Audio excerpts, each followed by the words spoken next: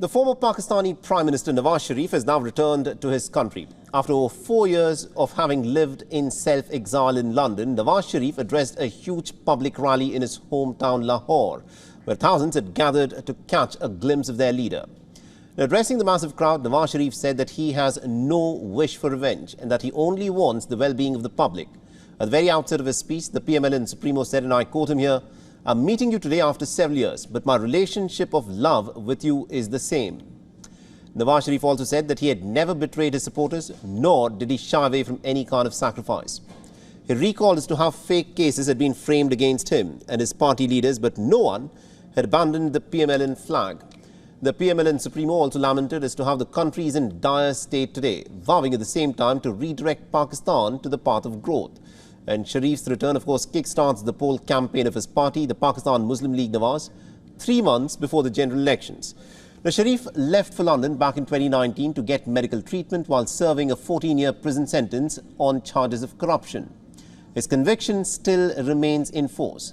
Just a few days before his arrival, a Pakistani court had barred authorities from arresting him till Tuesday, when the former Pakistani Prime Minister is all set to appear in court.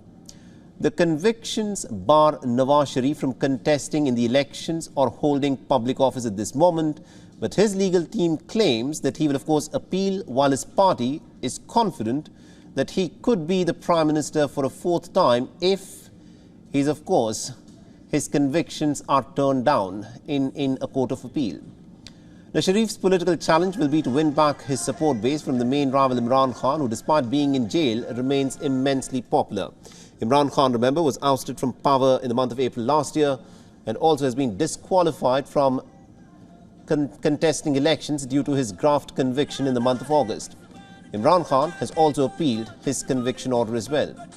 Sharif's return comes at a time when the South Asian nation of 241 million people is reeling under an economic crisis that has only worsened during the 16-month rule of his younger brother, Shehbaz Sharif, who led a coalition government after Imran Khan's removal. Nawaz Sharif, however, has a record of pursuing economic growth and development. When he was removed as the Prime Minister back in 2017, Pakistan's GDP growth rate at that time was about 5.8%. Inflation was under check at 4%. But last month, inflation in Pakistan, remember, has hit a 31% high year on year, and growth is projected to be less than 2%.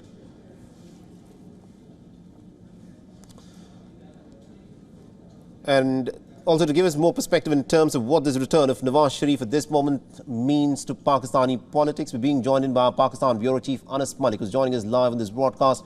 Anas, we were of course speaking earlier about what is the political significance of Nawaz Sharif's return. Now, he's addressed his supporters there and he said a number of important things. And he's also said that one of the key ways in which Pakistan can turn around its economic fortunes is if it were to stop fighting with its neighbours. This is an interesting statement that's been made by Nawaz Sharif. What are you picking up there? Because this will have some serious implications on how Pakistan conducts its foreign policy. Well, there are 4 main pointers of the speech that the former Prime Minister Nawaz Sharif has just done. He's promised to fix the economy and end inflation.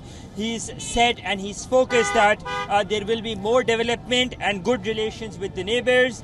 Then the second point, and I think that is probably the most important point, he did not name the former military chief, General Qamar Javed Bajwa, or General Faiz Hamid, the former DG ISI, or any judge. Something that he had been doing while he was in London. He says, in fact, he has invited all of the institutions to work together within the limits of the Constitution. And of course, the last and important bit is that there is no confrontation with any institution. I think these 3 or 4 pointers is something quite often important giveaway of what Nawaz Sharif's look ahead will be. Today was his election campaign initiation. Today was his speech. Pretty balanced, did not name any of his opponents and criticized on them. However, he did talk about the looming inflation and the threat of the economic impasse that the country is currently facing. But broadly, if I were to analyze it, it was a very well written and very balanced speech on the part of the former Prime Minister. Saleh. And also, Anas, this is something that I'm pretty sure a lot of people within Pakistan would be talking about as well. Now, Nawaz Sharif, in the past, when he was ousted from power, when he was convicted of those corruption charges, he had said that what was happening to him was a clear case of political witch hunting. He's also gone on record to say that it is the Pakistani military establishment which actually ousted him from power. And now that he's back again in Pakistan, has Nawaz Sharif struck any kind of a deal with the military establishment there? Well, to the last part of your question first, there are growing speculations that he might have just struck a deal, but that has been vehemently denied on the part of his party and his party personnel. But to the first part, yes, he was quite emotional while mentioning that the fact that he was part of a wider witch hunt that he had and his family had to face and embrace since 2017, since the time they were ousted. But he did not name any particular institution largely. So that gives away that he does not want any confrontation. He is more of on a reformist of an agenda.